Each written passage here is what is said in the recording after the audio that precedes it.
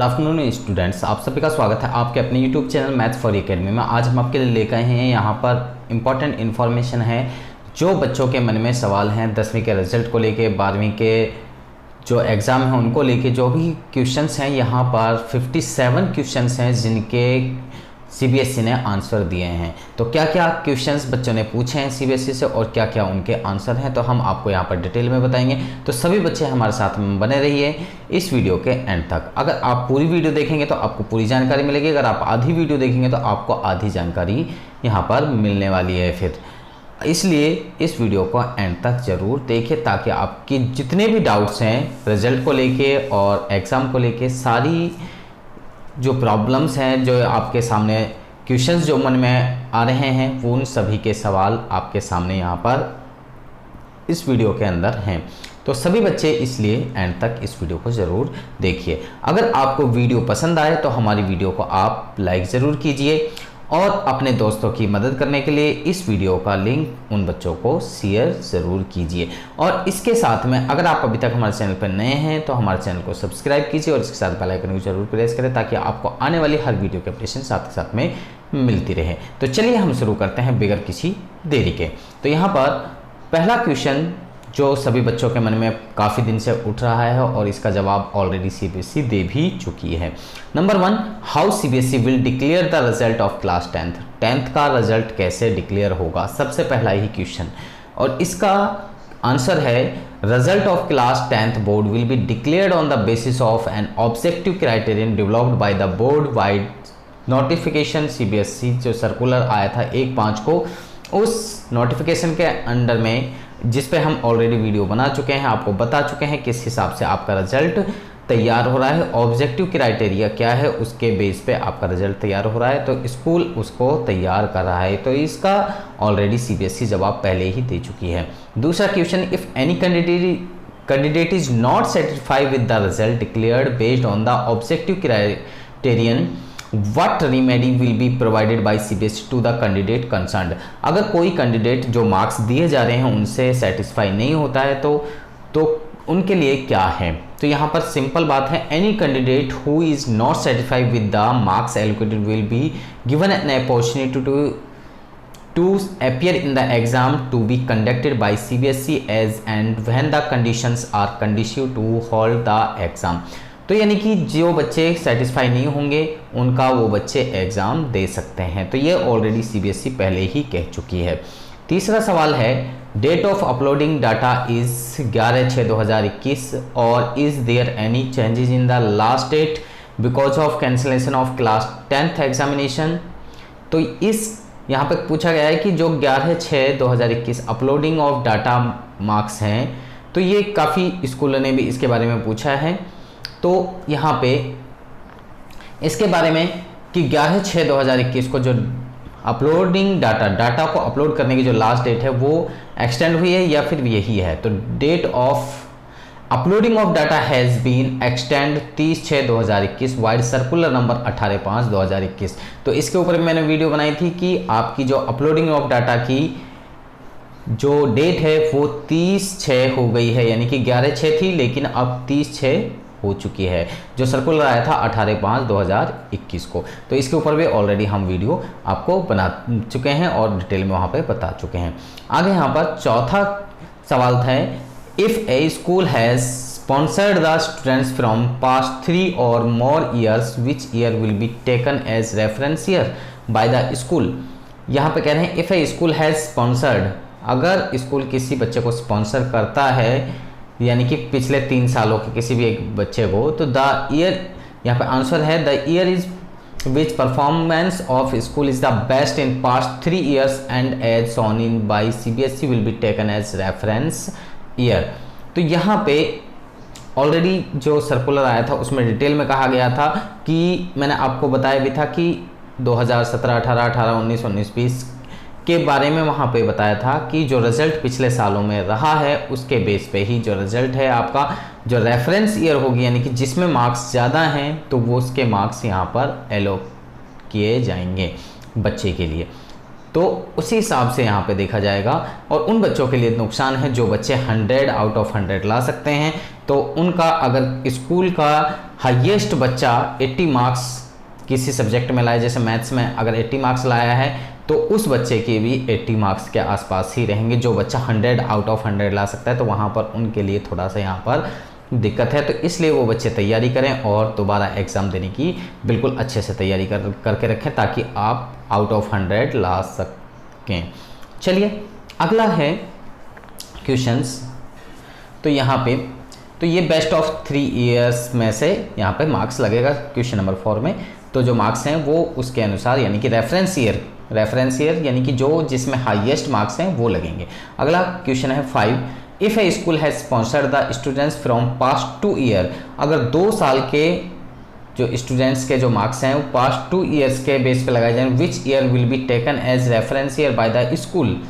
तो यहाँ पर इस क्वेश्चन का आंसर क्या है, the year is which the performance of the school is the best in past 2 years and as shown by CBSE will be taken as reference year. अगर 2 साल का है तब भी सीबीएसई वही कहेगी कि बेस्ट ऑफ जो ईयर है उसके मार्क्स उस बच्चे के अनुसार दिए जाने चाहिए, रेफरेंस ईयर दोनों में से।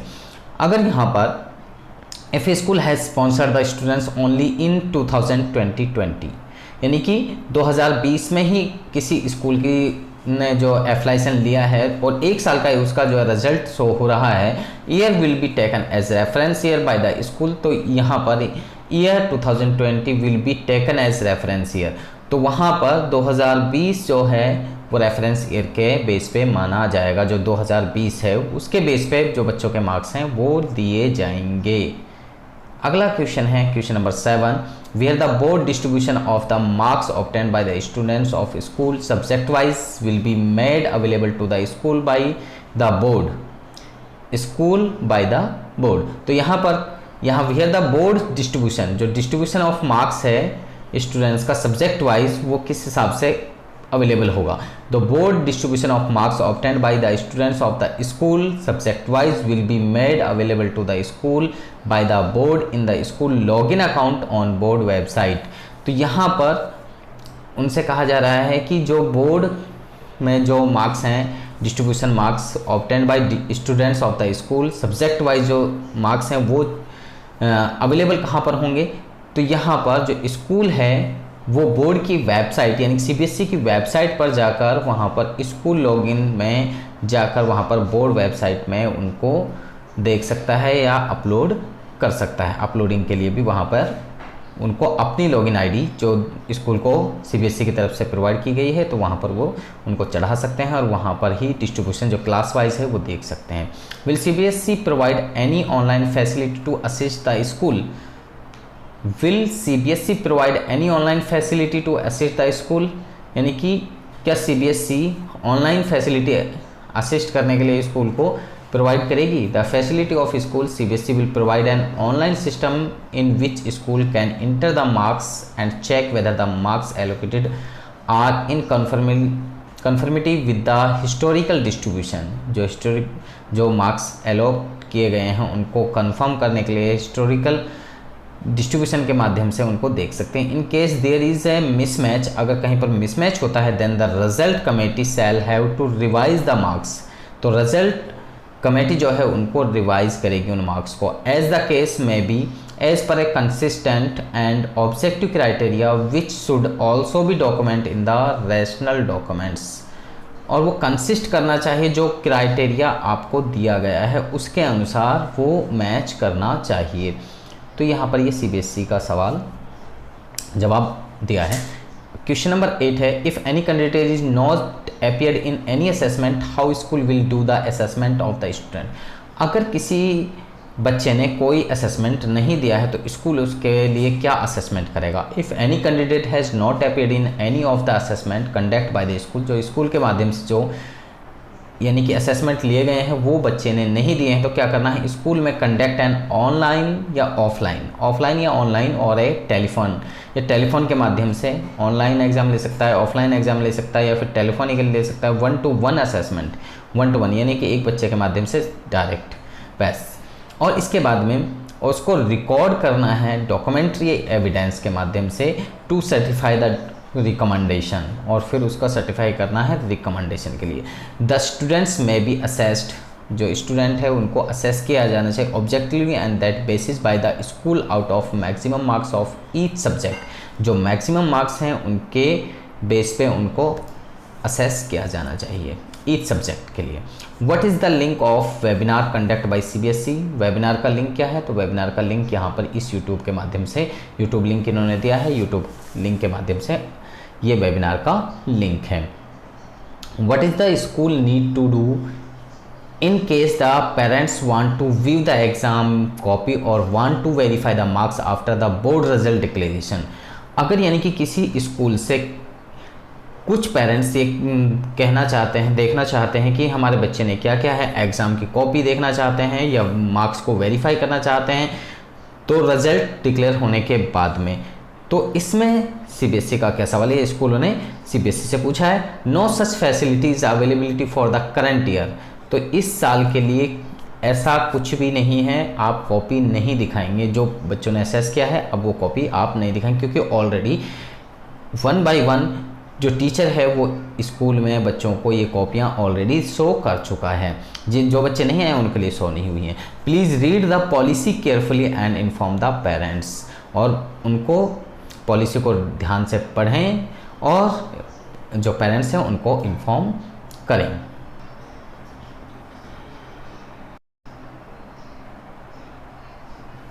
यहाँ पर बच्चों के लिए अगला पॉइंट जो है वो बाकी कमेटी के लिए था, तो यहाँ पर अब हम बात करते हैं रिजल्ट कैलकुलेशन। तो यहाँ पर रिजल्ट कैलकुलेट किस हिसाब से किया जाएगा? तो यहाँ पर 40 क्वेश्चन है। What to do in case the maximum marks for year and theory exam are 30, 50, 70 and not 80। तो what to do in case, अगर मैक्सिमम मार्क्स किसी साल में 30, 50, 70 रहे हैं तो, और 80 नहीं रहे हैं, तो यहाँ पर क्या होगा? तो यहाँ पर रिजल्ट के लिए बता देते हैं इनका आंसर क्या है। The marks may B proportionally calculated, reduced any awarded, maximum theory marks में भी क्रॉस चेक, जो मैक्सिमम मार्क्स हैं थ्योरी के वो क्रॉस चेक होने चाहिए बिफोर कैलकुलेशन के अनुसार। For example A students has scored 25 marks out of 30, यानी कि 30 में से अगर कोई स्टूडेंट 25 मार्क्स लाता है in year theory examination, these marks would be converted, तो वो मार्क्स कन्वर्ट किए जाएंगे out of 50, out of 70, out of 80 में वो क्या किए जाएंगे?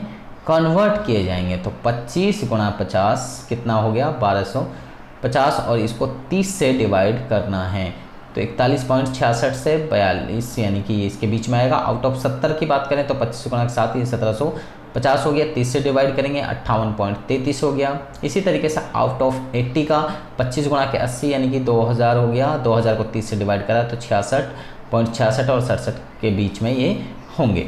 तो यहाँ पे ये इस हिसाब से एवरेज उसका यहाँ पर बताया है इन्होंने।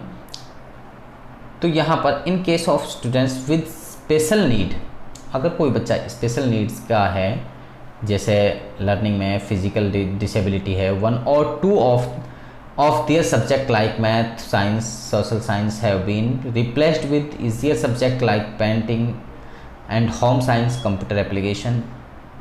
या फिर दूसरा क्वेश्चन इसी में, do we have to take out weightage of the marks in these subjects for students with the special need also be being done in the case if these subject have been taken as 6th additional subject, क्या उनको 6 जो additional subject के रूप में माना जा सकता है? In such cases result committee में standardize the marks of CWSN candidates, जो CWSN का कैंडिडेट है उनका स्टैंडर्डाइजेशन मार्क्स का कर सकते हैं बेस्ड ऑन देयर परफॉर्मेंस, उनके परफॉर्मेंस के अनुसार, wise the performance of the other candidates in the class, जो अदर कैंडिडेट्स हैं क्लास में उनके परफॉर्मेंस के बेस पे उनका स्टैंडर्डाइजेशन कर सकती है। अगला question number 42, in a school there are 7-8 students who have 7 subjects. अगर यानी कि किसी भी स्कूल में 7-8 स्टूडेंट ऐसे हैं जिनके पास 7 जो है सब्जेक्ट हैं, IT as the 6th subject and Hindi as the 7th subject, will the marks of additional Hindi be calculated same as IT? As per policy mean of the best 3 awarded marks be given in 6th। जो best of 3 subject जो होंगे उनमें जो marks होंगे वो 6th और 7th subject को दिए जाएंगे, irrespective of Hindi and IT और एनी अदर सब्जेक्ट। अगर कोई और भी सब्जेक्ट है उनके लिए भी इसी तरीके से जो मार्क्स हैं वो दिए जाएंगे। अगला क्वेश्चन है 43, say reference year 2018-19 when there was no bifurcation of standard and basic mathematics during moderation, how can we give benefit of the students who have opted for basic math, as basic math data is only available for the 2019-20 as the subject was introduced for the first time in 2020, therefore 2019-20 will be taken as base year for basic mathematics based on the average marks of the mathematics basic marks of the mathematics basic for 2020-21 B will be calculated as per the mathematics basic result 2019-20 irrespective of the reference year। तो यहाँ पे जो basic या standard जो mathematics है उसका जो बफरिकेशन किया जा रहा है, when there was no bifurcation of standard and basic math में ड्यूरिंग मॉडरेशन पॉलिसी के अंदर, तो यहाँ पर उन बच्चों को बेनिफिट दिया जाना चाहिए, नहीं देना चाहिए, उसके बारे में यहाँ पर है कि as basic mathematics data is only available. अगर 2019-20 का जो बेसिक मैथमेटिक्स का डाटा अगर अवेलेबल है तो उसके बेस पे उनका रिजल्ट तैयार होना चाहिए, इसके बारे में यह है। अगला है question number 44, we have not received friends means marks of the reference year. तो ये फ्रेंड्स के लिए है, वैसे हमारे यहाँ के लिए तो है नहीं। Reference year 2018-19 how to calculate the marks in 2020-21 any language, कोई भी लैंग्वेज हो, फ्रेंच हो, जर्मन हो, कोई भी हो, any language subject other than the main 5 subjects, 5 subjects को छोड़ के मेन सब्जेक्ट्स को, science and social science whose performance has been shown in the reference table, the marks may be calculated making average of the best 3 subjects. जो main 3 subject होंगे जिनमें यानी कि best marks हैं उनका एवरेज मार्क्स वहाँ पर दिए जाएंगे। Sanskrit is a 6th subject in the school, अगर संस्कृत जो है 6ठा सब्जेक्ट है, एडिशनल सब्जेक्ट है, so do we need to calculate the mean of Sanskrit subject or should be use school based assessment already done, you have to award mean of the best 3 marks award in the first 5 subjects in the Sanskrit.